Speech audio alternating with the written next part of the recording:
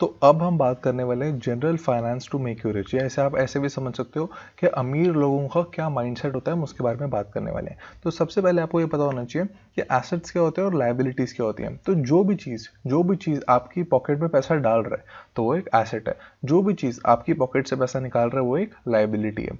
तो क्या क्या हो सकते हैं एसेट्स, जैसे स्टॉक्स हो गए, आपके पास कोई स्टॉक्स पड़े हैं, आपके पास कोई फंड्स पड़े हैं, आपके पास कोई ETF वगैरह है, आपके पास कोई प्रॉपर्टी है, वहाँ से रेंट आ रहा है, स्टॉक से डिविडेंड आ रहा है, या जो फंड्स है यहाँ से कुछ डिविडेंड वगैरह आ रहा है, तो ये सारे क्या है, वैल्यू में ग्रो हो रहे हैं, तो ये सारे क्या है, एसेट्स हैं। लाइबिलिटीज क्या क्या हो सकती हैं, आपके पास कोई गाड़ी है जिसकी आपको सर्विस करानी पड़ती है, मेंटेनेंस होती है, उसमें पेट्रोल वगैरह भरवाते हो, टू व्हीलर्स हैं, मोबाइल्स हैं, कोई आपने एक्स्ट्रा यूजलेस एक्सेसरी खरीद रखी है, तो वो सारी क्या होती हैं, जनरली लाइबिलिटीज होती हैं। तो अब ये देख के बहुत हैरानी होती है कि लोगों को बहुत जेलसी होती है जब कोई दूसरा बंदा है कोई लाइबिलिटी खरीद लाता है। तो आप खुद सोचो, जब आपका कोई नेबर, आपका कोई रिलेटिव एक बड़ी लंबी गाड़ी ले आता है तो आपको कितनी जेलसी होती है, लेकिन एक्चुअली में लाया तो वो एक लाइबिलिटी है। और मान लो आपका कोई फैमिली मेंबर या आपका कोई फ्रेंड कोई इन्वेस्टिंग की बात करता है तो हम इतना उसमें इंटरेस्टेड नहीं होते। लेकिन मान लो कोई नई नई गाड़ी ले आया, कोई नया फ़ोन ले आया, किसी ने कुछ और लग्जरी सी चीज़ खरीदी, तो हम उसे देख के बहुत जेलस होते हैं। लेकिन इन्वेस्टिंग में ऐसा नहीं होता। तो इसलिए हमें क्या देखना है, हमें इन सब चीज़ों से जेलस होने की बिल्कुल ज़रूरत नहीं है, हमें तो खुशी होना चाहिए। जैसे मान लो मेरा कोई दोस्त या मेरा कोई रिलेटिव कोई बड़ी गाड़ी खरीद लेता है तो मेरे को बहुत खुशी होती है। मैं बोलता हूँ कि कितना पागल है, इससे अच्छा तो ये वैसे निफ्टी 50 में डाल देता। तो इसलिए मेरे को तो बहुत खुशी होती है कि जब कोई भी लाइबिलिटी खरीदता है। तो मेरे को जेलसी कब होती है, जब कोई मेरे जितनी सिप कर ले। तो ऐसे मेरे साथ एक अपने क्लाइंट से बात कर रहा था, तो 2-3 सेशन उसको मैंने दिए, तो उसने मुझसे पूछा कि आप कितने की सिप करते हो। तो मैंने उसको बताया, ये एग्जाम्पल के लिए बता रहा हूँ, एग्जैक्ट अमाउंट ये नहीं है, तो एग्जाम्पल के लिए मैं आपको बता रहा हूँ कि मैंने उसको बोला कि भाई मैं तो 50,000 रुपये महीने की सिप करता हूँ। तो उसने बोला चलो ठीक है, मैं भी अब 50,000 रुपये महीने की सिप स्टार्ट कर दूंगा।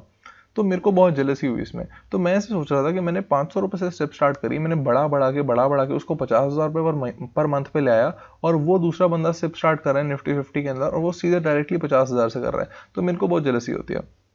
तो अब कोई भी बंदा जिसको मैं जानता हूँ और वो मेरी जितनी सिप कर देता है तो मैं क्या करता हूँ, ये मतलब आप इसे कुछ भी बोलो, लेकिन मैं अगले दिन जाके 500 रुपये से और सिप को बढ़ा देता हूँ। जैसे मान लो 50,000 की मेरी सिप चल रही है, किसी और ने भी 50,000 की सिप स्टार्ट कर दी, किसी मेरे क्लाइंट ने, तो मैं उसको 50,500 की कर दूंगा, क्योंकि मेरे को बहुत प्रॉब्लम होती है कि मेरे जितने सिप कर रहा है। लेकिन ऑब्वियसली ऐसे बहुत सारे लोग होंगे जो मुझसे भी ज़्यादा की सिप कर सकते हैं और उनको मैं कंपीट फिर नहीं कर पाऊंगा। लेकिन आपको जेलसी किस चीज़ में होनी चाहिए, वैसे होनी तो नहीं चाहिए, पर आपको जेलसी किस चीज़ में होनी चाहिए, क्योंकि आपसे ज़्यादा एसेट्स खरीद रहे हैं, और लाइबिलिटी खरीदे तो आपको खुशी होनी चाहिए, अच्छी बात है लाइबिलिटी खरीद रहे हो। तो हमने बात करी स्टॉक्स, फंड्स, ETF, प्रॉपर्टी, ये सब क्या होते हैं, एसेट्स होते हैं। कार्स हो गई, टू व्हीलर्स हो गए, मोबाइल्स वगैरह, शूज, यूजलेस एक्सेसरीज, जो आप लग्जरी प्रोडक्ट्स खरीदते हो जनरली, वो क्या होते हैं, लाइबिलिटी होती हैं। तो अब कभी कभी लोग मुझसे पूछते हैं कि यार जो कार है वो तो प्रॉपर लाइबिलिटी है, तो कार लेनी चाहिए नहीं लेनी चाहिए। पहले तो मैं बोलता हूँ कि जनरली प्रेफर करना चाहिए कि कार हमेशा हम सेकंड हैंड ले रहे हैं। फर्स्ट हैंड कार लेना तो मतलब बहुत मेरे को एक्सपेंसिव लगता है। मैं ये कहता हूँ कि जनरली कार ले रहे हो तो कार हमेशा सेकंड हैंड लेनी चाहिए। पर लेनी किसको चाहिए, जिन लोगों को बहुत ज़्यादा ट्रैवलिंग होती है और रोज ट्रैवलिंग होती है, बहुत फ्रीक्वेंट ट्रैवलिंग होती है और लंबी ट्रैवलिंग होती है, तो उनको तो कार लेनी चाहिए। क्योंकि फिर क्या होता है, कार, टू व्हीलर, ये जब आप लेते हो तो इससे आपका ओवरऑल खर्चा बच जाता है।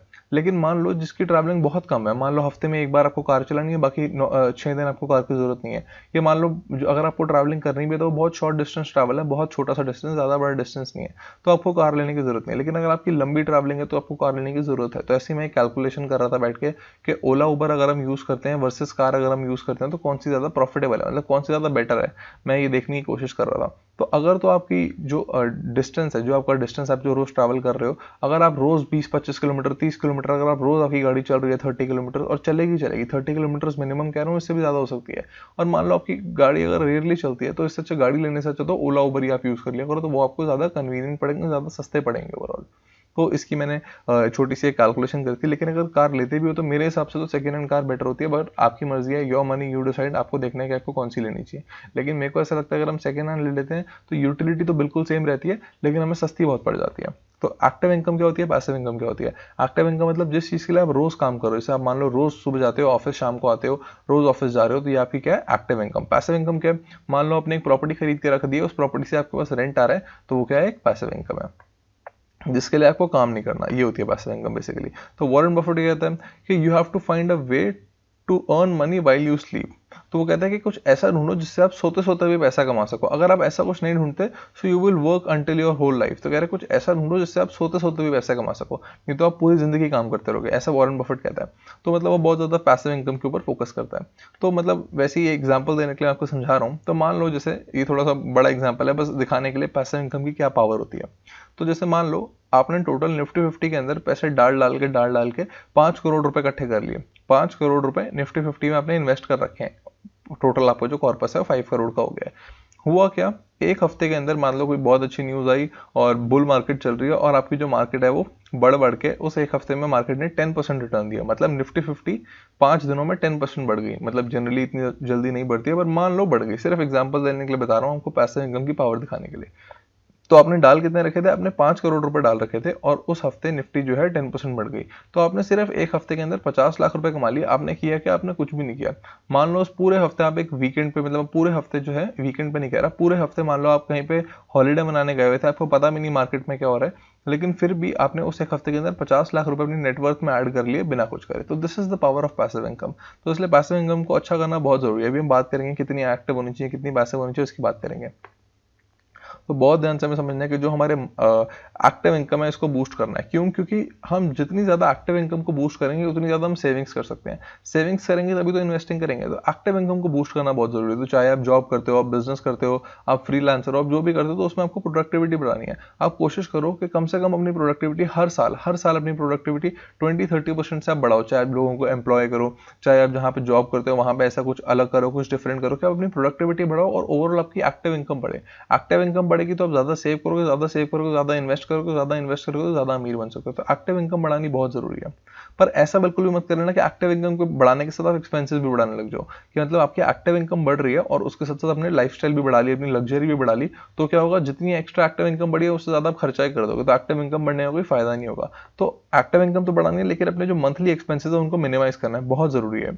तो बहुत सारे लोग होते हैं जिनमें वेस्ट करते हैं जो पैसे, जैसे जंक फूड वगैरह खा के एडिक्शन होती है उनको। जैसे मान लो किसी को गैम्बलिंग की एडिक्शन है, किसी को सिगरेट, किसी को अल्कोहल की। तो एडिक्शन में बहुत पैसा वेस्ट होता है। मान लो अगर आपने कोई यूजलेस सब्सक्रिप्शन ले रखे हैं, मान लो नेटफ्लिक्स वगैरह के, प्राइम वगैरह के, आपने महंगे सब्सक्रिप्शन ले रखे हैं, आपने जिम की मेंबरशिप ले रखी है, आप जाते नहीं हो, तो ऐसे जो भी सब्सक्रिप्शन है वो चेक करो कि आप कहाँ पे महीने के महीने पैसे वेस्ट करते हो और उसको बिल्कुल रिड्यूस कर दो और उसको बिल्कुल खत्म कर दो। और बहुत सारे यंगस्टर्स को मैं देखता हूँ कि यंगस्टर्स भी बहुत फालतू में पैसे उड़ा रहे होते हैं कॉलेज डेज पे। पर यंगस्टर्स को ये समझना है क्योंकि उनकी एज छोटी है तो कंपाउंडिंग का बेनिफिट उनके लिए बहुत ज्यादा है।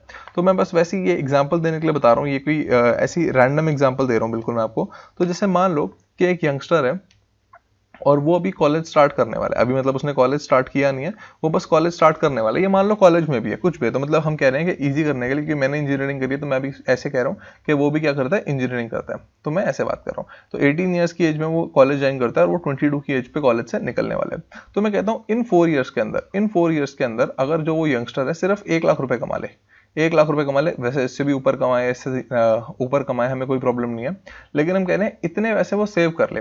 4 ईयर्स में 1 लाख रुपए कमाने का मतलब क्या है, 25,000 रुपए एक साल में कमाना, 25,000 पर ईयर। मतलब महीने का ऑलमोस्ट 2.5 से भी कम। पर मैं कह रहा हूँ इजी करने के लिए 2,500 रुपए महीने का कमा ले। तो 2,500 रुपए महीने का कैसे कमाएगा, कुछ भी नहीं है उसके लिए 2,500 रुपए महीने कमाना। 2,500 रुपए महीने कमाने के लिए सिर्फ एक बच्चे का वो ट्यूशन पढ़ाएगा, सिर्फ एक। इंजीनियरिंग वाले बच्चे किसी को भी ट्यूशन पढ़ा सकता है, सिर्फ एक बच्चे को भी ट्यूशन पढ़ाएगा तो भी इजीली 2,500 रुपए कमा सकता है। वो क्या कर सकता है, 2 बच्चों को ट्यूशन पढ़ा ले, एक बच्चे की फीस बिल्कुल सेव कर ले, एक बच्चे की फीस पूरी उड़ा दे। लेकिन मैं एग्जांपल देने के लिए कह रहा हूँ कि मान लो 22 साल की उम्र में वो क्या करता है, 1 लाख रुपए सेव कर लेता है। 22 साल की उम्र में वो 1 लाख रुपए क्या कर लेता है, सेव कर लेता है। और अब हम बोलते हैं कि यार जो 1 लाख रुपए सेव किए हैं, ये 1 लाख रुपए तो क्या कर दे, इन्वेस्ट कर दे।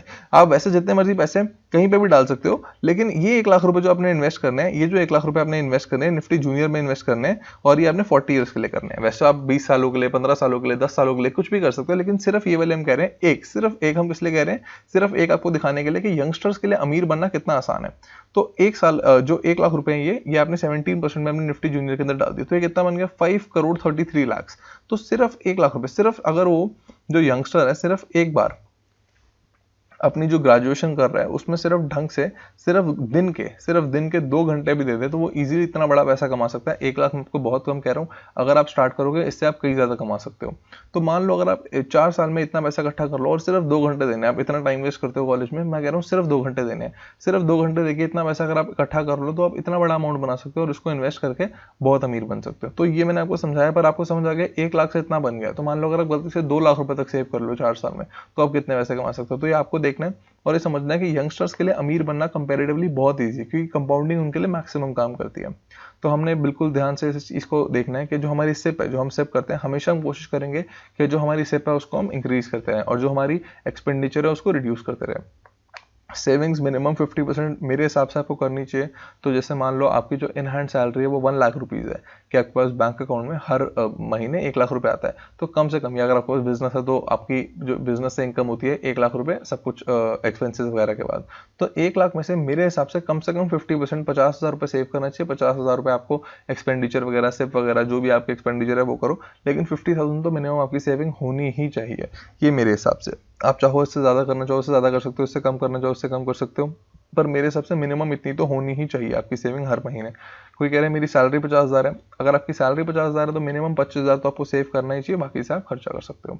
बहुत ध्यान से आपने देखना है कि आपकी नीड्स क्या है, आपकी वांट्स क्या है। नीड्स क्या है, जो अर्जेंट नीड्स होती हैं, जैसे मान लो आपको ऑफिस के लिए कपड़े चाहिए, आपको ऑफिस के लिए कोई और बेसिक जो नेसेसिटी है वो चाहिए, तो ये नीड्स होती हैं। वांट्स क्या होती हैं, वांट्स तो नेवर एंडिंग है, जैसे आपने सुना होगा ये बात, कैसे बोलते हैं फाइनेंस में कि human wants are never ending, human wants कभी खत्म नहीं होंगी। मान लो आप कहते हो कि मेरे को ऑफिस में यार बहुत कॉलिंग का काम होता है इसलिए मेरे को वायरलेस ईयरफोन्स चाहिए, तो ये आपकी नीड है, हमने मान लिया आपने वायरलेस ईयरफोन्स खरीद लिए, आपने देखा कि यार नए एयरपॉड्स पे आ गए, ये भी खरीद लेता हूँ, तो आप देखते हो कि एयरपॉड्स 20,000 के हैं, और मेरे को पता नहीं कितने के होते हैं लेकिन एग्जांपल दे रहा हूँ, मान लो आपने देख लिया एयरपॉड्स 20,000 के हैं और आप जाके एयरपॉड्स भी खरीद लेते, तो आपके पास ईयरफोन्स थे वायरलेस वाले, आपके पास ईयरफोन्स था जिससे आपका काम चल रहा था, लेकिन आपने फिर भी एक एयरपॉड भी खरीद लिया, तो ये क्या है, यूजलेस वांट है। तो जैसे मान लो आपके पास शूज हैं प्रॉपर काम कर रहे हैं, लेकिन आपने नए जूते देखे और वो बहुत महंगे और आपने जूते भी खरीद लिए, तो वो क्या है, आपके एक तरीके से वांट है। तो वांट्स को बिल्कुल आपने रिड्यूस करना है, क्योंकि वांट्स तो कभी खत्म नहीं होंगे, आज एयरपोर्ट खरीद लिया कल कुछ और खरीद लोगे, फिर परसों कुछ और, तो ये लॉन्ग रन में आपके जो है पैसों को, मतलब जो आपकी ओवरऑल नेटवर्थ है इसको बहुत ज्यादा हार्म देता है लॉन्ग रन के अंदर। तो इस चीज को बहुत ध्यान से आपने देखना है,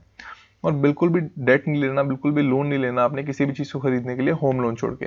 कभी भी आपने, मतलब आप क्रेडिट कार्ड से सामान खरीद रहे हो, कोई लोन लेके कोई चीज खरीद रहे हो, तो पहली बात मतलब बहुत ईजी है समझना कि आप उस चीज को अफोर्ड ही नहीं कर सकते। कोई भी चीज आपको लेने के लिए अगर आपको लोन लेना पड़ रहा है तो आप उस चीज को अफोर्ड नहीं कर सकते। लेकिन कुछ कुछ लोग मेरे को ऐसे बताते हैं कि क्रेडिट कार्ड हम इसलिए यूज करते हैं क्योंकि उसमें पॉइंट्स मिल जाते हैं, और उन पॉइंट्स को हम, मतलब बहुत सारे पॉइंट्स कट हो जाते हैं, फिर हम उनसे कोई चीज खरीद लेते हैं। तो मैं कहता हूँ ये कर सकते हो, लेकिन ये करने के लिए ये ध्यान रखा करो कि आपके पास उतने पैसे हैं या नहीं है। तो मान लो अगर आप 50,000 रुपए से कुछ क्रेडिट कार्ड से कुछ सामान खरीद रहे हो 50,000 का, तो आप इस चीज को देखो कि आपके पास 50,000 रुपए बैंक अकाउंट में है या नहीं है। अगर आपके पास 50,000 रुपए बैंक अकाउंट में है तो आप 50,000 की कोई शॉपिंग कर रहे हो क्रेडिट कार्ड से, फिर तो ठीक है। लेकिन मान लो आपके पास पैसे ही नहीं है 50,000 रुपए, लेकिन आपको कोई चीज खरीदनी है, आपका बहुत मन कर रहा है, बहुत इंपल्सिव आपकी कोई नीड है, और आपने 50,000 की शॉपिंग कर ली क्रेडिट कार्ड से, लेकिन आपके पास पैसे हैं नहीं उतने, लेकिन तो ये क्या है, ये प्रॉब्लम है, ये बिल्कुल भी नहीं करना। तो हमेशा अगर आपके पास पैसे हैं तो आप क्रेडिट कार्ड से कर सकते हो, ये सोचिए कि हम तो सिर्फ पॉइंट्स के लिए कर रहे हैं, लेकिन हम अफोर्ड इजीली कर सकते हैं। लेकिन प्रॉपर्टी खरीदने के लिए आप लोन ले सकते हो। क्यों? जैसे मतलब बहुत लोग कहते हैं कि यार मान लो 25 ईयर्स की एज में अगर हमें अच्छी प्रॉपर्टी की डील मिल गई तो हम किस तरीके से अफोर्ड करने वाले हैं। तो मैं आपको एक रैंडम सा एग्जांपल देके समझाने की कोशिश कर रहा हूँ। हमने कहा था the best time to buy a property is when the banks PE is equals to properties PE. तो best time to buy a property क्या है? जब बैंक की पीई जो है किसके इक्वल हो जाए? प्रॉपर्टी की पीई के इक्वल हो जाए। ये बात हमने पहले भी डिस्कस करी हुई है।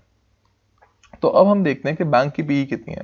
तो बैंक में 100 रुपए डाल के कितना मिलता है? 5.1। आजकल एसबीआई की एफडी का रेट 5.1 है, तो 100 रुपए डाल के कितना मिलता है? 5.1।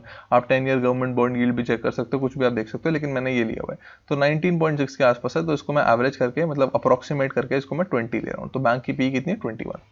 20/1, आई एम सो सॉरी, 21 नहीं, 20/1।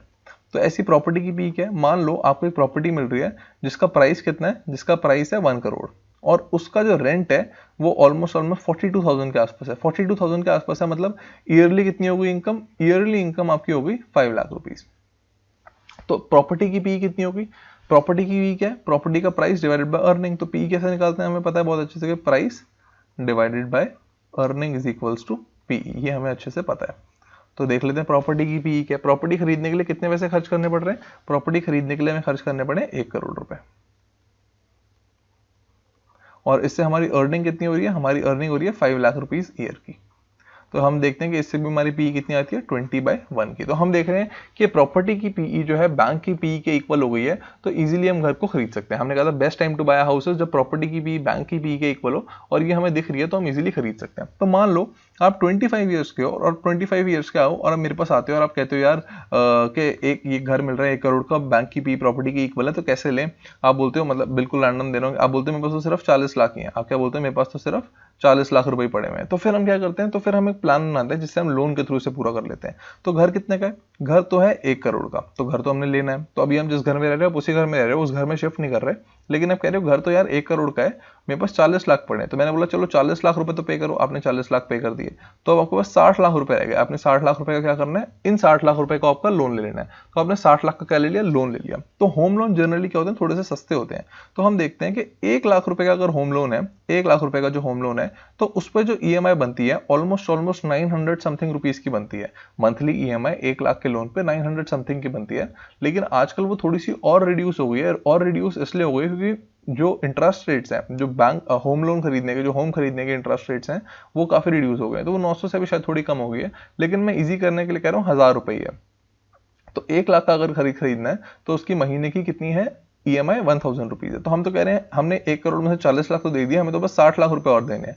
तो हम कह रहे हैं 1 लाख में 1000 है, तो हम कह रहे हैं 60 लाख, अगर हमें 60 लाख रुपए का लोन लिया है, 60 लाख का लोन लिया है, तो उसकी जो महीने की ईएमआई होगी कितनी होगी, 60,000 होगी। हमने इस चीज की बात करी कि 60,000 उसकी महीने की ईएमआई होगी। तो आप बोलोगे 60,000 कैसे पे करें, तो हमने बोला था याद करो जो हम घर खरीद रहे हैं उस घर का रेंट कितना है, उस घर का रेंट कितना है, उस घर का रेंट है ही 42,000। तो मैं इजी करने के लिए 40,000 ले लेता हूँ, तो उस घर का रेंट ही 40,000 है। आपकी ईएमआई कितनी है, आप कह रहे हो ईएमआई तो 60,000 है। तो कितना आसान हो गया, मतलब बहुत इजी तो नहीं पर इजी हो सकता है। 60,000 की ईएमआई है और इस 60,000 की ईएमआई को इजीली आप 40,000, तो जो घर है, जो आपने घर खरीदा है, उसके रेंट से ही आ रहा है। तो 60,000 की ईएमआई 40,000 तो आप रेंट से ही निकाल सकते हो। अब रह कितना गया, रह गया सिर्फ 20,000। तो इसी 20,000 रुपए को आपको क्या करना है, इसी 20,000 रुपए को आपको अपनी इनकम में से निकालना है। और फिर आप क्या देखोगे कि कुछ साल बाद, 4 साल बाद, 5 साल बाद, ये जो रेंट है आपकी, ईएमआई तो इतनी रहने वाली है, ईएमआई तो वैसे इससे भी कम होगी, लेकिन ईएमआई इतनी रहेगी, ईएमआई नहीं बढ़ेगी। लेकिन जो रेंट है, जो प्रॉपर्टी है, उसका जो रेंट मिल रहा है, कुछ सालों बाद ये जो रेंट है ये बढ़ जाएगा। जैसे आपको पता है एक डिस्क्लोजर होता है, उसमें जो रहता होता है प्रॉपर्टी पे, जो बंदा रेंट पे रहता होता है प्रॉपर्टी, वो हर साल कुछ साल बाद हम रेंट्स को है बढ़ाते रहते हैं। तो ये रेंट तो बढ़ता रहेगा, आपका रेंट थोड़े टाइम में बढ़ता रहेगा, लेकिन ये ईएमआई इतनी रहेगी। तो ये 20,000 होगा, कुछ टाइम में 15,000 हो जाएगा, कुछ टाइम में 10,000 हो जाएगा, और तब तक शायद आपका लोन पूरा का पूरा क्लियर ही हो जाएगा। तो बहुत इजीली आप खरीद सकते हो। तो इसलिए हम कहते हैं प्रॉपर्टी के लिए अगर आप ले रहे हो लोन, तो that is not a bad thing, वो हम ले सकते हैं। लेकिन अभी भी इसमें एक प्रॉब्लम तो है ही। इसमें एक प्रॉब्लम ये है कि मान लो आपने 1 करोड़ की प्रॉपर्टी ली थी और 40 लाख रुपए आपने अपने घर से वाइट दिए थे और 60 लाख रुपए आपने वाइट मनी लोन लेके दिया। तो अगर आप ये 1 करोड़ की प्रॉपर्टी मान लो 1 करोड़ 20 लाख की हो गई और आप इसको बेचने जा रहे हो, कोई भी रीजन से आप कह रहे हो कि हम तो कनाडा शिफ्ट हो रहे हैं, हम इस प्रॉपर्टी को बेच रहे हैं, तो जब आप इस 1 करोड़ 20 लाख को बेचोगे तो आपको 60 लाख के आसपास व्हाइट मिलेगा, 60 लाख के आसपास ब्लैक मिलेगा, और हो सकता है ब्लैक मनी ज्यादा मिले। तो ये तो एक छोटी सी दिक्कत जो है वो हमेशा रहती है। हमने इसके बारे में पहले भी बात करी हुई है। तो फिर हम देखते हैं कि if you have to take debt, मतलब अगर आपको लोन लेना पड़ रहा है तो आप उस चीज़ को अफोर्ड कर ही नहीं सकते। मान लो आप एक लैपटॉप लेने जाते हो, आप कह रहे हो 50,000 वाला तो बहुत इजीली ले सकता हूँ, लेकिन जो 80,000 वाला अगर लेना है तो उसके लिए मुझे ईएमआई करवानी पड़ेगी। तो उसका मतलब आप अफोर्ड कर ही नहीं सकते। 50,000 वाला आप कर सकते हो, लेकिन उसमें भी क्या देखना होता है कि आप इसको डबल को अफोर्ड कर सकते हो नहीं कर सकते हो। जैसे अगर मैं फ़ोन लेने जाता हूँ, मैं देखता हूँ 10,000 का फ़ोन है, बहुत ईजिली खरीद सकता हूँ। ये 10,000 का फ़ोन अगर 20,000 का भी होता तो भी ईजिली खरीद सकता था। तो मैं मतलब उसको बहुत ईजिली अफोर्ड कर सकता हूँ। मतलब ऐसे डबल करके भी चेक कर लिया करो। और प्रैक्टिस डिलेड ग्रेटिफिकेशन, आपको डिलेड ग्रेटिफिकेशन समझाई थी मैंने, मैकडॉनल्ड्स का एग्जांपल दिया था कि अभी जाऊंगा तो सिर्फ एक बर्गर मिलेगा, बाद में जाऊंगा तो बर्गर भी मिलेगा, ये भी मिलेगा, रात को जाऊंगा तो ये भी मिलेगा, ये भी मिलेगा। तो अपनी लाइफ में भी इसको आपने अप्लाई करके देखना है। मतलब इसमें आप इसको सबसे इजीली कैसे अप्लाई कर सकते हो कि मान लो कभी भी आपको कुछ खरीदने की एक इंपल्सिव सी नीड हुई कि यार ये नई चीज़ है, वो खरीदना है, मेरा बहुत मन कर रहा है खरीदने का, तो आप क्या कर सकते हो, जो भी आपको खरीदने का मन कर रहा है आप कुछ टाइम के लिए वेट कर लो। जैसे आपको आज मन कर रहा है तो मान लो 1 हफ्ते का टाइम दे दो, 10 दिन का टाइम दे दो, आपकी मर्जी है, 1 हफ्ता वेट कर लो। और 1 हफ्ते बाद भी वो इंपल्सिव नीड जो है वो रहती है, आपको लगता है नहीं नहीं यार लेना ही लेना है, बहुत जरूरी है, तो फिर आप ले लो, वरना मत लो। तो थोड़ा टाइम उसको रुक जाओ, थोड़ा सा उसको डिले कर दो। पर वैसे डिलेड ग्रेटिफिकेशन क्या है कि मान लो आज 1 लाख रुपए खर्च करके कोई चीज ले लूं, या 1 लाख रुपए को इन्वेस्ट कर दूं, कुछ साल में 1 लाख रुपए जो है 2 लाख हो जाएंगे, तब कोई चीज ले लूं। तो इस तरीके से जो है डिलेड ग्रेटिफिकेशन को अपने प्रैक्टिस करना है, क्योंकि इन्वेस्टिंग में बहुत ज्यादा काम आती है। फिर हम देखते हैं हमेशा अपने बजट को स्टिक करके रहना है। अब होता क्या है, बहुत सारे लोग मुझे कहते हैं यार बजट तो ठीक है, बजट तो तू बताता है, लेकिन हम इसे स्टिक ही नहीं कर पाते, मतलब ये हो ही नहीं पाता, एक्स्ट्रा खर्चा हो ही जाता है। तो इसके लिए आपको करना है, लिख के रखना बजट को, लिख के कहीं पे पेस्ट कर दो कि भाई हमारे घर में इनफ्लो ऑफ इनकम इतना है, इतना हमने खर्च करना है और बाकी हमने सारा सेव करना है। तो जो जो चीज़ें लिखी है सिर्फ वहीं पे खर्चा करना है। तो ये आपके लॉन्ग लॉन्ग रन में ये जो आपका फाइनेंशियल फ्यूचर है इसको बहुत ज़्यादा सिक्योर कर देगा। लिख लो, आउटफ्लोज जितने भी हैं, पैसे कहाँ कहाँ जाते हैं वो सारे लिख लो और उसी हिसाब से फिर काम करो।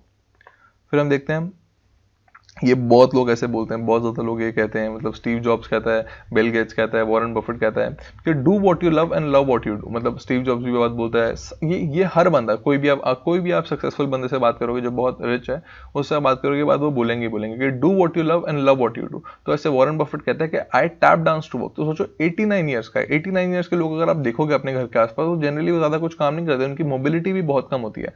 वो 89 ईयर्स का है, वो कहता है कि I tap dance to work, क्योंकि वो पैशनेट है जो काम वो करता है। तो हो सकता है जो आप जॉब करते हो उसके लिए पैशनेट हो या नहीं हो, पर मैं ये नहीं कह रहा जॉब छोड़ दो ऐसा कुछ कर दो। मैं कह रहा हूँ कुछ नया एक एक्टिव सोर्स ऑफ इनकम बना लो। नए एक्टिव सोर्स ऑफ इनकम को कुछ ऐसा एक्टिव सोर्स ऑफ इनकम हो जिसमें आपको मजा आता हो करने में। तो उससे क्या होगा, आपकी ओवरऑल लाइफ की क्वालिटी इंप्रूव हो जाएगी और एक्टिव सोर्स ऑफ इनकम तो एक आई जाएगी, मतलब एक सोर्स ऑफ इनकम बन जाएगी।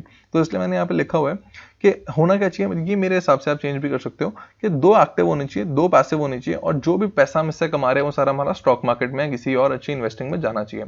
मतलब 2 एक्टिव सोर्सेज ऑफ इनकम हो गई आपकी। जैसे मान लो आप एक जॉब करते हो तो उसके साथ आपने एक ब्लॉग स्टार्ट कर दिया, एक यूट्यूब पे आपने चैनल स्टार्ट कर दिया, या मान लो आपने किसी और तरीके से अर्निंग करनी स्टार्ट कर दिया, आपने ट्यूशन पढ़ानी स्टार्ट कर दिया, आपको गिटार बजाना आता है, आपने गिटार बजाना सिखाना स्टार्ट कर दिया। तो एक एक्टिव इनकम आपने नई स्टार्ट कर दी। और 2 पैसिव। पैसिव क्या हो सकती है, मान लो आपका कोई प्रॉपर्टी है, वहां से आपका रेंट आ रहा है, तो ये एक पैसिव सोर्स ऑफ इनकम हो गई।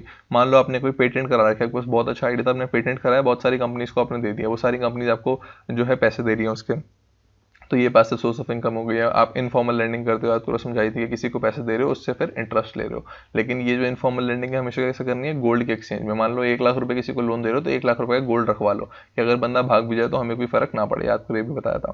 तो 2 एक्टिव सोर्सेज, 2 पैसिव सोर्सेज, और इससे जो भी अर्निंग हो रही है वो सारी स्टॉक मार्केट में जाएगी। ये मेरे हिसाब से इतना होना चाहिए। पर कोई कोई कहता है कि मैं अगर 2 एक्टिव ना करूं, क्योंकि मैं तो करता ही वही हूं जो मुझे पसंद है। मान लो अगर आप लकी, इतने लकी हो कि आपकी जो जॉब है, आपका जो बिजनेस है, आपको वही करते हो जो आपको मजा आता है करने में, अगर आपका पैशन ही वही है, तो फिर आप सिर्फ एक एक्टिव से भी काम चला सकते हो। अब बोलो मैं तो एक ही एक्टिव पे फोकस करूंगा, इससे मैं अपनी अर्निंग्स बढ़ा सकता हूँ, मैं ज्यादा प्रोडक्टिव हो जाऊंगा। तो ऐसा भी आप कर सकते हो, कोई प्रॉब्लम नहीं है।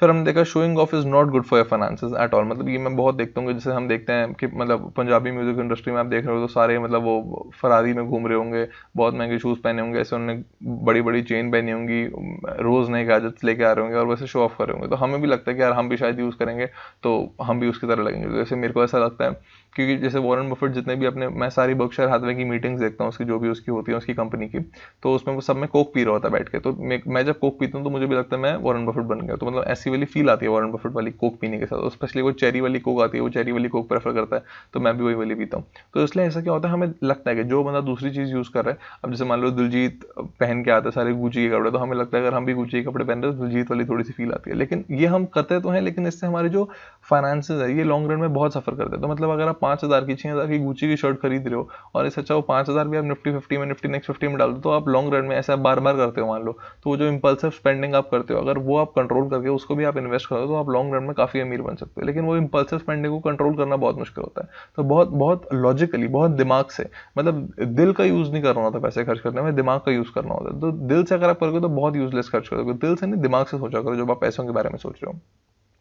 तो उसमें लिखा हुआ है only shop what is extremely necessary. जो आपको एक्सट्रीमली चाहिए, जो आपकी अर्जेंट नीड है, नीड कह रहा हूं मैं, नीड, तो जो नीड है उसी में आपने खरीदना है।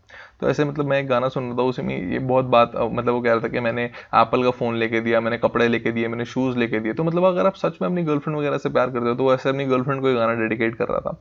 तो अगर आप सच में ऐसा करते हो तो आप क्या कर सकते हो कि उसके लिए कोई एसआईपी स्टार्ट कर दो। मतलब मान लो उसके लिए एक लमसम इन्वेस्टमेंट करी और एक एसआईपी भी स्टार्ट कर दिया आपने उसके लिए। तो ऐसी, मतलब मैंने आपको क्यों बताया, मेरी एक फ्रेंड है, वो जो फ्रेंड है वो यूएसए में रहती है। तो उसने मुझसे पूछा कि यार मेरे को अपने बॉयफ्रेंड को गिफ्ट देना है, तो तू बता मैं तेरे को क्या दूं। तो उसने मुझे एक ब्रेसलेट की फोटो भेजी। उसने बोला कि ये ब्रेसलेट देख, कैसे ये वाला ब्रेसलेट गिफ्ट कर दूं। तो मैंने, मतलब मेरे को तो बहुत इंटरेस्ट आता है पूछने में कितने का ब्रेसलेट है, तो मैंने पूछा कितने का ब्रेसलेट है। तो उसने पूछा ये 10,000 का ब्रेसलेट है। तो बिल्कुल पतला सा ब्रेसलेट जो शायद आपको यहाँ गफार वगैरह वाली मार्केट में 50 रुपए का मिल जाए, वो कहती 10,000 का। तो मैंने बोला ऐसा क्या इसमें कि 10,000 का। तो उसने बोला टिफनी एक ब्रांड आता है, मैंने नाम भी पहली बार सुना था। तो उसने बोला ये टिफनी ब्रांड का ब्रेसलेट है, तो इसलिए महंगा है। तो मैंने बोला ये तो मतलब बिल्कुल ही बेकार है, तो इससे अच्छा तो कोई कड़ा वगैरह गिफ्ट कर दे, तो कड़ा जो है लाइफ टाइम चल जाएगा। तो उसने बोला कड़ा तो उसके पास है लेकिन वो पहनता नहीं है, तो कड़ा तो गिफ्ट नहीं करना। तो मैंने बोला चलो ठीक है, फिर देख ले अपने आप। तो फिर उसने मुझसे पूछा तू बता तू होता तो क्या देता गिफ्ट। तो मैंने बोला अगर मैं तेरी जगह होता तो मैं तो क्या करता, मान लिया अगर तूने 10,000 का गिफ्ट देना है तो मैं 10,000 रुपए S&P 500 में क्या कर देता, लमसम डाल देता। S&P 500 इंडेक्स फंड यूएसए का इंडेक्स फंड है, तो मैं क्या बोलता, मैं S&P 500 इंडेक्स फंड के अंदर 10,000 रुपए जो है इन्वेस्ट कर देता। और जो लड़का है उसको भी ये बोल देते हैं हम कि तू भी क्या कर, तू भी हर महीने के महीने इसमें डॉलर कॉस्ट एवरेजिंग कहते हैं, सिप को वहां कहते हैं डॉलर कॉस्ट एवरेजिंग। तो तू भी महीने के महीने ये जो 10,000 हमने S&P 500 डाले, तू भी महीने के महीने इसमें पैसे डालता रहे। तो इन द लॉन्ग रन, क्योंकि उसका बर्थडे था इसलिए वो गिफ्ट दे रही थी, तो इन द लॉन्ग रन वो बहुत अमीर बन जाएगा कुछ सालों के अंदर। तो मैंने उसको ऐसे समझाया, तो उसने बोला चल ठीक है मैं देख के बताती हूँ। तो उसने एक दो जगह सर्च करी, उसने उससे बात करी, तो फिर एंड में रिजल्ट किया है कि उन्होंने ये S&P 500 में पैसे डाले। तो मेरे को बहुत खुशी हुई कि वो यूजलेस सा टिफनी का कुछ लेती या कोई और गिफ्ट करती, कोई शूज़ वगैरह कोई नया फ़ोन गिफ्ट करती, इससे अच्छा उन्होंने पैसे इन्वेस्ट कर दिए और ये लॉन्ग रन में बहुत ज़्यादा बन जाते हैं धीरे धीरे ऐसे, क्योंकि वो सिप भी करेगा, उसने लमसम भी डाल दिया तो ये लॉन्ग रन में बहुत बड़ा बन जाता है अमाउंट। तो हमने बोला कि before buying anything significant check its next 50 return. तो कुछ भी खरीदना है आपने तो आप नेक्स्ट 50 में डाल के देख लो कि यार कितना बन जाएगा। तो जैसे अभी हमने डाल के देखा, तो मान लो आप कह रहे हो कि यार मेरा मन कर रहा है बहुत ज्यादा एयरपॉड्स खरीदने का, वैसे तो मेरे पास वायरलेस ईयरफोन्स है पर मेरा मन कर रहा है एयरपॉड्स खरीदने का। तो ऐसे डाल के देख लो कि 20,000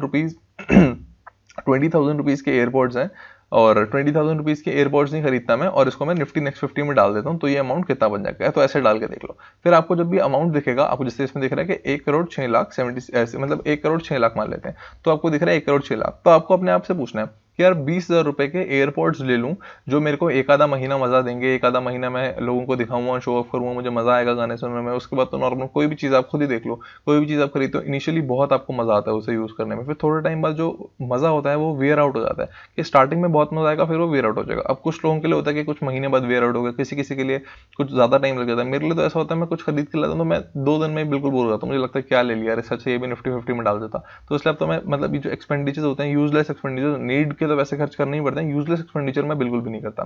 तो उसी तरीके से आपको देखना है कि यार ये जो एयरपॉड खरीद रहा हूँ एक मतलब मैक्सिमम 1 महीने मजा आएगा, उसके बाद तो फिर बोरिंग ही हो जाएगा, तो इससे अच्छा ये भी खरीदने से अच्छा इसको भी मैं कहीं इन्वेस्ट ही कर देता हूँ। तो हमेशा देख लेना है। तो ऐसे खुद से पूछना है फिर कि आज 20,000 के एयरपॉड्स जिनकी वैल्यू कुछ सालों में बिल्कुल जीरो हो जाएगी, या 1,06,00,000 कुछ टाइम बाद। तो इस तरीके से आपको सोचना है। तो इससे हो सकता है कि जो आपके इंपल्सिव बाइंग डिसीजन है आप उनको रिड्यूस कर सको। तो अब ये चार्ली मंगर ऐसा कहता है, like Warren I had a considerable passion to get rich, not because I wanted Ferraris, I wanted the independence, I desperately wanted it. Charlie Munger ये कहता है, तो कहता है कि मेरे को भी वॉरेन बफेट की तरह, तो मतलब इनके अंदर बचपन से ही बहुत ज्यादा पैशन होता है अमीर बनने का। तो ऐसे मैं वॉरेन बफेट का आपको एग्जांपल देता हूँ। तो वॉरेन बफेट ने 11 साल में पहली बार अपना स्टॉक खरीद लिया था, ये तो मैंने आपको बता ही दिया। और वो करता क्या था, जैसे एक ना ओमाहा नेब्रास्का में रहता था वो, तो वहां पे एक रेस ट्रैक था जहाँ पे हॉर्स रेसिंग होती थी। तो हर वीकेंड पे वो जाता था वहां पे, और वहां पे बहुत ज्यादा लोग ड्रंक होते थे, वहां पे वो हॉर्स रेसिंग देख रहे होते थे, वो टिकट्स खरीदते थे, टिकट्स कुछ कुछ फेंक के चले आते थे, ऐसे ही कुछ लोग बिना रेस कंप्लीट करे चले आते थे। तो क्या करता था, क्योंकि बहुत लोगों ने टिकट्स फेंक रखे होते थे वहां पे, तो पहले वो देखता था कि कौन सा हॉर्स जीता है। जैसे मान लो हॉर्स नंबर 5 जीता है, तो वो पूरे के पूरे रेस ट्रैक में ढूंढता था कि अगर मेरे को 5 नंबर की टिकट मिल जाएगी तो ये 5 नंबर की टिकट मैं वहां पे दूंगा और वहां से मैं पैसे ले लूंगा। तो ढूंढता है वो। तो मान लो क्या हो सकता है, मान लो बिल्कुल बेकार सिचुएशन में उसको नहीं मिली टिकट, तो उसने क्या लूज किया, उसने कुछ भी लूज नहीं किया, क्योंकि क्या कर रहा था वो तो ऐसे बस घूम रहा था, उसने घर से तो कुछ पैसा लाया ही नहीं, तो उसने लूज तो कुछ किया ही नहीं। मान लो उसको टिकट मिल गई, 1 या 2 टिकट मिल गई, तो वो अपनी आंटी को बोलता था कि वो मतलब खुद वो ले नहीं सकता, तो 11 साल का था, मिनिमम 18 एज होनी चाहिए, तो अपनी आंट को बोलता था कि ये आंट ये जाके यहाँ पे चेंज करवा लो, तो वो टिकट्स देती थी, वहां से वो पैसे कमा लेता था। तो ये बिल्कुल फ्री लंच था उसके लिए, तो घर से वो कुछ नहीं लेके आ रहा, लेकिन उसने पैसे कमा लिए। तो अनलिमिटेड प्रॉफिट इसे कहते हैं। घर से तो हमने कुछ नहीं डाला लेकिन उसने इतने पैसे कमा लिए। तो अब वॉरेन बफेट जब वो 11 साल का था, ये सब करके छोटे छोटे करके पैसे कमाता था और फिर वो इन्वेस्टिंग करता था। तो बिल्कुल बचपन से उनके अंदर पैशन था बहुत ज्यादा कि वो अमीर बनने का। तो वॉरेन बफेट में भी बहुत पैशन था, ऐसे चार्ली मंगर में भी था। तो चार्ली मंगर कहता है, like Warren I had a considerable passion to get rich, not because I wanted Ferraris, मतलब शो ऑफ करने के लिए नहीं, I wanted the independence, I desperately wanted it. तो वो कहता है कि मेरे को फरारी चाहिए थी, मुझे ये सब चाहिए था, इसलिए मेरे को अमीर नहीं बनना था, मेरे को अमीर इसलिए बनना था क्योंकि मेरे को फाइनेंशियल इंडिपेंडेंस चाहिए थी, मैं इंडिपेंडेंट होना चाहता था। इंडिपेंडेंट होने का मतलब है कि मेरे को कोई कुछ बोले ना, कि मेरे को कोई कुछ कह नहीं सकता कि मुझे अब क्या करना है, अब क्या करना है। जैसे मान लो अगर आप जॉब करते हो तो आपको पता है यार सुबह 9 बजे 10 बजे ऑफिस पहुंचना है, अगर मान लो अगर आप लॉकडाउन है तो सुबह 9 बजे 10 बजे आपको सुबह सुबह लॉग इन करना है, फिर आपको पूरा दिन काम करना है, फिर जनरली छुट्टी वगैरह भी मुश्किल से मिलती है। प्राइवेट में गवर्नमेंट वाले बोलते हैं यहाँ हम थोड़े से फ्री हो जाते हैं, पर प्राइवेट वालों को मतलब आपको पता है कितनी मुश्किल से काम करना पड़ता है। तो मतलब प्रॉपर इंडिपेंडेंस नहीं है। और मान लो अगर आपको छुट्टी भी लेनी है तो पहले परमिशन ले रहे हो, फिर छुट्टी ले रहे हो, फिर कभी कभी परमिशन नहीं भी मिलती, तो प्रॉपर इंडिपेंडेंस नहीं है, आप एक तरीके से बंधे हुए हो। तो उसी तरीके से वो बोलता है कि मेरे को मतलब ये जो क्लोजर होता है मेरे को वो नहीं चाहिए था, कि मतलब मेरे को इंडिपेंडेंस चाहिए। तो इंडिपेंडेंस के लिए काम कर देते हैं ये सारे लोग, कि हम इंडिपेंडेंट है, हम जो मर्जी चाहे कर सकते हैं। मान लो अगर हमारा 5 दिन काम करने का मन नहीं तो हम 5 दिन बिल्कुल काम नहीं करेंगे। उसके बाद मान लो हमें 15 दिन लगातार काम करेंगे तो 15 दिन हम लगातार काम करेंगे। तो इसमें ऐसे कोई स्टॉपेज नहीं है। तो इसके ऊपर वो काम करते थे। तो वॉरेन बफेट का एक बहुत फेमस कोट है, don't save what is left after spending but spend what is left after saving. तो ये मैंने आपको बता ही दिया, जो पैसा आ रहा है पहले हम सेविंग कर लेंगे, अपनी सेविंग करने के बाद जो बचेगा उसके बाद हम स्पेंडिंग करेंगे। और जो भी आपके आउटफ्लोज हैं हमेशा लिख लेने हैं, उसको लिख कहीं पेस्ट कर लेना है और उसी के हिसाब से काम करना है। तो ये बात आपको समझ आ गई, तो आपके फाइनेंशियल ग्रोथ के लिए बहुत इंपॉर्टेंट है कि it is your net worth and not your income which denotes your financial strength. तो आपकी नेट वर्थ क्या है, आपके पास क्या नेट वर्थ है आपकी टोटल, ये आपकी फाइनेंशियल स्ट्रेंथ बताती है कि आप कितने अमीर हो। जो आपकी सैलरी है वो नहीं बताती, क्योंकि सैलरी तो हो सकता है जो आपकी कल चली जाए, पर मैं नहीं कह रहा चली जाएगी, पर मैं वैसे कह रहा हूँ आपको कि जो आपकी नेट वर्थ है वो ज्यादा इंपॉर्टेंट है। तो ये कैसे चेक करना है कि अपने जिस घर में आप रह रहे हो उस घर को छोड़ के आपके पास कोई और प्रॉपर्टी है, कोई स्टॉक्स हैं, कोई और एसेट्स हैं, तो वो सब आप कैलकुलेट करो, तो उससे आपको पता लगेगा आपकी नेटवर्थ क्या है। तो आप आज अपनी कैलकुलेट करो नेटवर्थ, जो आपका प्रेजेंट प्रॉपर्टी है जहां पे आप रहते हो वो आपकी नेटवर्थ में नहीं आता। तो अपनी नेटवर्थ कैलकुलेट करो और उसका एक 10 ईयर रिटर्न टारगेट, तो कि मेरी नेटवर्थ आज ही है और आज से 10 साल बाद ही इतनी हो जानी चाहिए। तो अपने आपको एक 10 ईयर रिटर्न टारगेट दो और हर 6 महीने में इसको चेक करना है कि अब कितनी बढ़ गई, अब कितनी बढ़ गई। ये इमोशन नहीं होना आपने कि अब इतनी है, इतनी बड़ी है, कम बुरी है, तो ऐसा नहीं देखना, लेकिन आपने 10 साल का टारगेट देना और हर 6 महीने में इसको रिव्यू करते रहना है, बहुत जरूरी है। तो ये है डेली इन्वेस्टिंग, ये लर्निंग पे फोकस करता है। तो मतलब मैं ऐसे एक इंटरव्यू देख रहा था तो उसमें लिखा हुआ था कि which is the most talented place in the world. जो इंटरव्यूअर है उसने पूछा कि which is the most talented place in the world. तो जो जिसने आंसर देना था उसको आंसर नहीं होता था, इंटरव्यूअर ने बताया कि graveyard is the most talented place in the world, क्योंकि वहाँ पे बहुत ज्यादा हिडन पोटेंशियल है। बहुत जैसे आपके जैसे मेरे जैसे लोग हैं, ऐसे बहुत सारे लोग जिनके अंदर इतना हिडन टैलेंट है, इतना हिडन पोटेंशियल है जो वो एक्चुअली में यूज ही नहीं कर पाते, through out the life use नहीं कर पाते, और फिर इन दी एंड वो मर जाते हैं और फिर ग्रेवयार्ड में चले जाते हैं। तो इतना हिडन टैलेंट, इतना जो हिडन पोटेंशियल है आपके अंदर, वो क्या होता है, यूज ही नहीं होता और वो ग्रेवयार्ड में चले जाता है। तो इसलिए कहता है ग्रेवयार्ड जो है बहुत टैलेंटेड है। तो आपने ऐसा नहीं करना, आप अपने टैलेंट को जो है यूज करना है। कैसे करेंगे, अपने अंदर पहले इन्वेस्ट करना है, ज्यादा से ज्यादा कोर्सेज करने हैं, ज्यादा से ज्यादा बुक्स पढ़नी है, अपनी नॉलेज को बढ़ाना है। पहले तो बहुत लोगों को पता ही नहीं होता कि हमें करना क्या पसंद है, हमारा पैशन क्या है। तो पहले अगर आपको ये नहीं पता कि पैशन क्या है, तो पहले तो ये ढूंढोगे आपका पैशन क्या करने में आपको मजा आता है। सबसे इजी टेक्निक है ढूंढने की, क्या काम आप फ्री में भी कर सकते हो। मान लो आपको कोई पैसे नहीं दे रहा लेकिन आप फ्री में वो काम कर रहे हो, तो फ्री में जो आप काम कर सकते हो तो वो क्या है, आपका पैशन है। इस तरीके से आप ढूंढ सकते हो, बाकी आपकी मर्जी है। तो मेरे हिसाब से हर महीने एक कोर्स तो करना ही चाहिए आपको, कोई ना कोई, जो भी आपको चीज अच्छी लगती है, कोई भी चीज जो आपकी एक्टिव इनकम बूस्ट कर सके, पैसिव इनकम बूस्ट कर सके, तो महीने में एक कोर्स। बुक्स आपको रोज पढ़नी चाहिए। रोज कैसे बुक पढ़ेंगे, YouTube पे अनलिमिटेड बुक्स की समरी है, तो रोज आपको एक ना एक बुक की समरी उठानी है, पढ़नी है। 7 दिन मान लो आप रोज एक समरी देख रहे हो, 7 दिन में 7 समरीज देख ली आपने, तो एक ना एक बुक तो आपको पसंद आएगी। तो जो बुक पसंद आती है फिर उसको रीड कर लो। रीड नहीं कर सकते तो कम से कम ऑडिबल पे सुन लो, पूरी बुक को ऑडियो बुक की तरह सुन लो। तो एरिगाटो टेक्निक है, जापानीज टेक्निक होती है, आपने इसके बारे में खुद पढ़ना है, लेकिन मैं आपको थोड़ा सा बता देता हूँ कि एरिगाटो टेक्निक का मतलब क्या होता है कि जब भी आप किसी को पैसे दे रहे हो या किसी से पैसे ले रहे हो तो आपने थैंक्स बोलना है, आपने ग्रैटिट्यूड वाली फीलिंग अपने अंदर लेके आनी है कि thank you that I can afford it. मान लो आप आइसक्रीम खरीद रहे हो तो 10 रुपए की आइसक्रीम खरीदना कोई बड़ी बात नहीं है, 50 रुपए की आइसक्रीम खरीदना कोई बड़ी बात नहीं, लेकिन फिर भी आपने अपने आपके अंदर एक ग्रैटिट्यूड की फीलिंग होनी चाहिए, थैंकफुलनेस होनी चाहिए कि थैंक यू मैं इस आइसक्रीम को अफोर्ड कर सकता हूँ। मान लो कहीं से पैसा आ रहा है, मान लो आपकी सैलरी आ रही है कि थैंक यू कि मैं इस काबिल हूँ कि मेरे पास ये सैलरी आ गया। तो ये एरिगाटो टेक्निक होती है, और ऐसे जिसने बनाई है टेक्निक तो उसने कहा कि जो बंदा ये इसको यूज करता है तो उसकी जो अर्निंग है वो अपने आप बढ़ जाती है। तो मतलब ऐसे कोई लॉजिक नहीं है इस बात का, लेकिन फिर भी मैं चाहता हूँ इस चीज को आप अप्लाई करो, इसको पढ़ो, और अगर आपको सही लगता है तो अप्लाई करो, नहीं भी करना चाहते तो इट्स योर विश। तो हेल्थ, क्योंकि हमने लॉन्ग टर्म इन्वेस्टिंग की बात करी है, हमने बोला कंपाउंडिंग है, लॉन्ग रन में अमीर बनेंगे, तो हमें अपनी हेल्थ का भी बहुत ध्यान रखना है। ऐसे नहीं 60 ईयर्स के हो गए अब कुछ कर ही नहीं सकते, तो ऐसा नहीं है। तो हमें योगा, रनिंग वगैरह, जिम, एक्सरसाइज, जंक फूड को मिनिमाइज करना है, अल्कोहल स्मोकिंग बिल्कुल रिड्यूस करनी है, ड्रग्स तो लेने नहीं चाहिए बिल्कुल भी। तो इस तरीके से अपनी हेल्थ को इंप्रूव करने की आपने कोशिश करनी है कि जो ये कंपाउंडिंग का बेनिफिट है एक्चुअल में हम रीप भी कर पाए। फिर जो भी आपके टैलेंट्स है, जो भी आपको अच्छा लगता है, जो भी आपका पैशन है, उसको फॉलो करो, अलग अलग जगहों पे सब्सक्राइब करो, फेसबुक वगैरह, इंस्टा पे, यूट्यूब पे, ट्विटर पे, ऐसी जगहों पे फॉलो करो और उनसे रोज लर्निंग लो, रोज सीखो उससे। तो एक मेरे हिसाब से एक नेटवर्क भी सबका होना चाहिए। जैसे एक नेटवर्क क्या होना चाहिए, जिसमें एक लॉयर हो सकता है, एक आपका सीए हो सकता है, एक आपका डॉक्टर हो सकता है, एक आपका डेंटिस्ट हो सकता है, एक आपका ऐसे मतलब करके एक छोटा सा एक आपका एक सर्कल ऑफ नेटवर्क होना चाहिए, जिसके अंदर आपको कभी भी कोई पूछना है तो आप इजीली पूछ सकते हो। तो जैसे मान लो अगर मुझे कोई लीगल एडवाइस चाहिए तो या तो मैं एक लॉयर के पास जाऊँ, उसको पैसे दूं, उसके लिए वेट करूं, एक अपॉइंटमेंट बुक कराऊं, और फिर मेरे को लीगल एडवाइस मिले, और फिर मेरे को पता नहीं कि वो एक्चुअल में सही होगी या जो एडवाइस दे रहा है वो अपने फायदे के लिए दे रहा है, तो नहीं पता। तो इसलिए मेरा एक बहुत अच्छा नेटवर्क है जिससे मैं कभी भी फोन करके मतलब इन एन इंस्टेंट मैं उससे लीगल एडवाइस ले सकता हूँ। तो ऐसे करके आपका एक पूरा एक नेटवर्क होना चाहिए जिसमें आप ये कर सकते हो। तो इन द लॉन्ग रन ये बहुत ज़्यादा आपको हेल्प करता है। उस चीज़ से रिलेटेड कोई भी चेंज आता है तो आप उसके लिए इजीली काम कर सकते हो। जैसे मान लो मेरा एक फ्रेंड है, मतलब मान के लो ये रियलिटी है, मेरा एक फ्रेंड है, उसका बहुत अच्छा एक नेटवर्क था, एक बहुत अच्छा कॉन्टैक्ट था बैंक के अंदर। तो जब डीमोनेटाइजेशन हुई, जब ये सारा ब्लैक मनी वाला प्रॉब्लम हुई, तो वो ब्लैक मनी को अपना जो है वहां पे जाके डिपॉजिट नहीं कर सकता था, तो उसने बहुत इजीली पैसे को अपने चेंज करा लिया। तो ये नेटवर्क था, तो इस नेटवर्क ने हेल्प किया। तो पता नहीं कौन सा नेटवर्क कब काम आ जाए, तो ये करना बहुत जरूरी है, नेटवर्क बनाने बहुत जरूरी है। और ये मैं आपने पहले भी बोली है, लेकिन 30 मिनट बेयर मिनिमम रीडिंग आपको आज से देनी है। ये जो 30 मिनट्स की बेयर मिनिमम रीडिंग होगी, ये सिर्फ फाइनेंस और इन्वेस्टिंग के ऊपर होगी, बिजनेस वर्ल्ड के ऊपर होगी। तो कोई भी आप बिजनेस स्टैंडर्ड या हिंदुस्तान बिजनेस या कोई भी आप बिजनेस का जो न्यूज़पेपर है वो ले रहे हैं, तो उसमें आपको ये चीज़ अपने रोज 30 मिनट्स पढ़नी ही पढ़नी है। चाहे आप इसमें कोई बुक्स वगैरह भी पढ़ सकते हैं, लेकिन bare minimum 30 minutes reading finance और इन्वेस्टिंग को देनी है आज से। और नॉइज इग्नोर करनी है। बहुत बार ऐसा होगा, ये सेल करो, ये बाय करो, क्योंकि बिजनेस न्यूज़पेपर में ऐसे भरी होती हैं चीज़ें, ये खरीद लो, ये नई चीज़ आ गई, तो वो रोज कोई ना कोई नया प्रोडक्ट बना के सेल कर रहे होते हैं, क्योंकि उनको इसमें कमीशन ज्यादा मिलती है। तो हमने ऐसी नॉइज को इग्नोर करना है बिल्कुल। हमने तो अपने रूल्स सीखे हुए हैं, हम तो उसी रूल्स पे काम करने वाले हैं, बाकी नॉइज को हम इग्नोर करेंगे। फिर हमें समझना है जो time is money. Time actually money नहीं है, time is more important than money.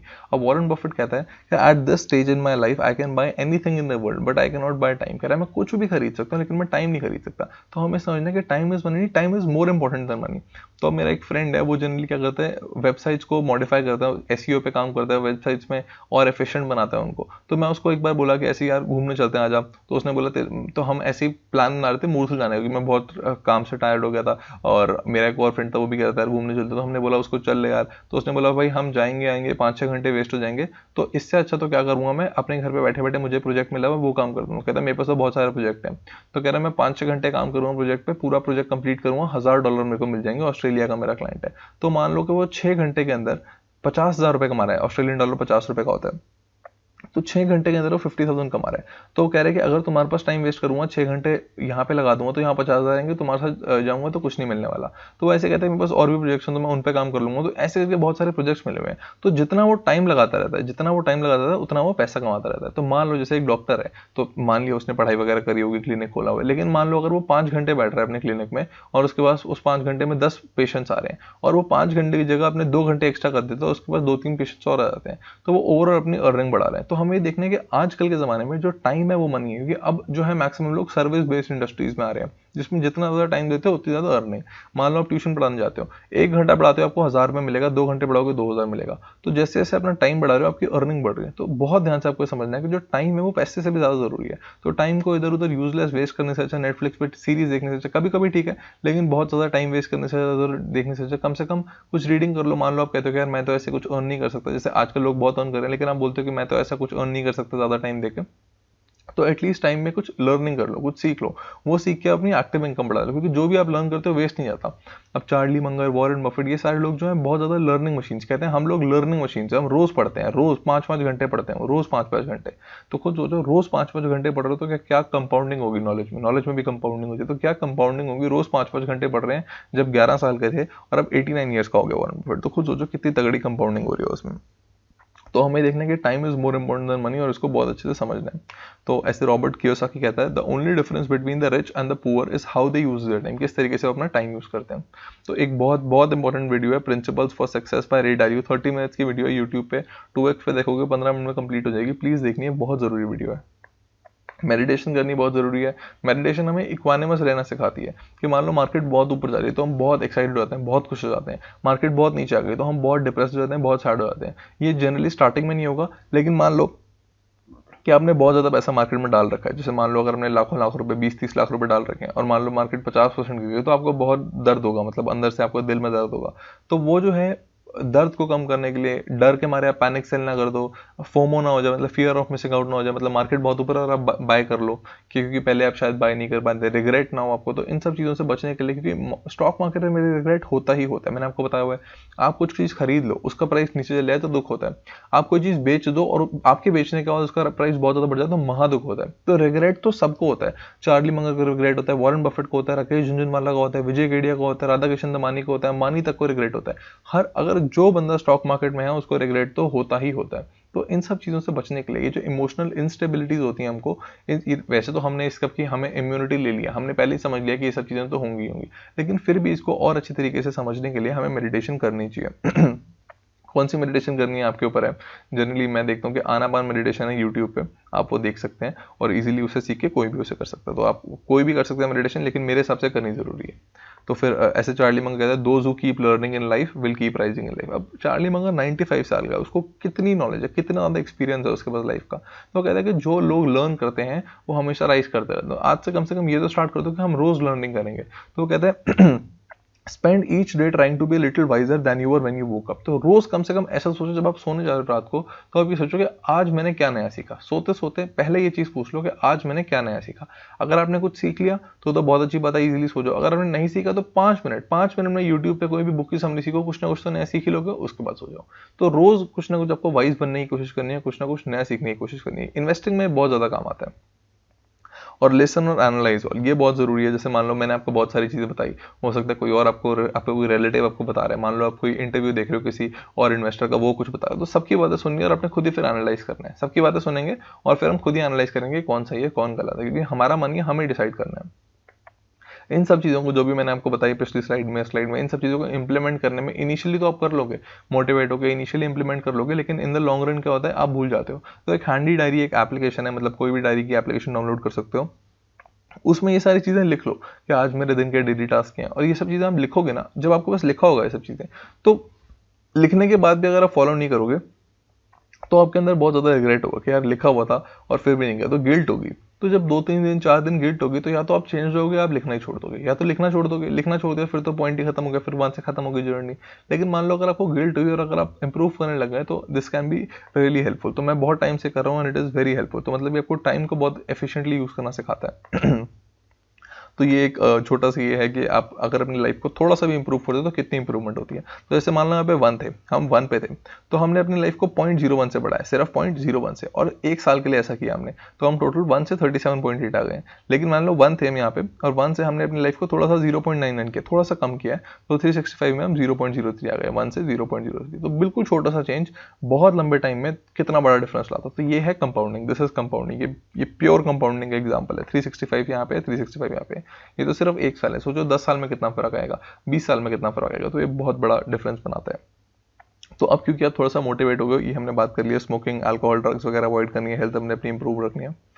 तो अब क्योंकि हमने ये सारी बातें कर ली हैं और अब थोड़ा सा मोटिवेट हो गए हो, तो अब हमने बात करनी है कौन कौन सी बुक्स आपने रीड करनी है। Rich dad poor dad by Robert Kiyosaki बहुत फेमस बुक है, मोस्ट प्रोबेबली आपने ये बुक पढ़ी होगी, लेकिन नहीं पढ़ी तो प्लीज़ इसे पढ़ लो। ये आपका एक मतलब फिर से फाइनेंशियल बैकग्राउंड बनाने की, फाइनेंशियल माइंडसेट देने की कोशिश करेगी।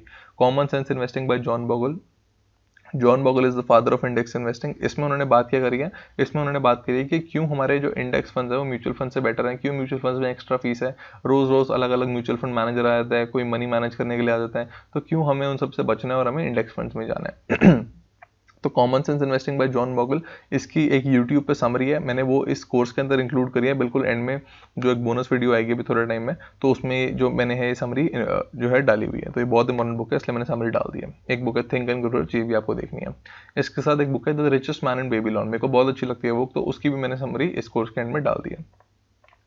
तो एक कैश फ्लो क्वाड्रेंट है। बुक्स की बात में एक बार ये भी बताना चाहता हूँ कि मैक्सिमम कोशिश आपको ये करनी है कि आप बुक्स को रीड करो। रीड नहीं कर सकते तो फिर ऑडियो बुक सुन लो, ऑडिबल पे ऑडियो बुक सुन लो, 2 ऑडियो बुक्स फ्री होती हैं, तो आप वो सुन सकते हो। अगर वो भी नहीं कर सकते तो समरी सुन लिया करो, कम से कम समरी जो है वो तो यूट्यूब पे देख लिया करो।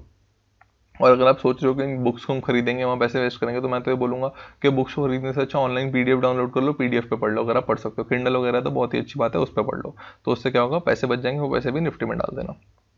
तो ये बातें हमने बात करी। तो ये कैश फ्लो क्वाड्रेंट होता है, और ये होता है कि मतलब किसके पास पैसा है एक्चुअली में। एम्प्लॉय मतलब हो गया, मान लो अगर आप किसी कंपनी में काम करते हो तो आप क्या हो, एम्प्लॉय हो।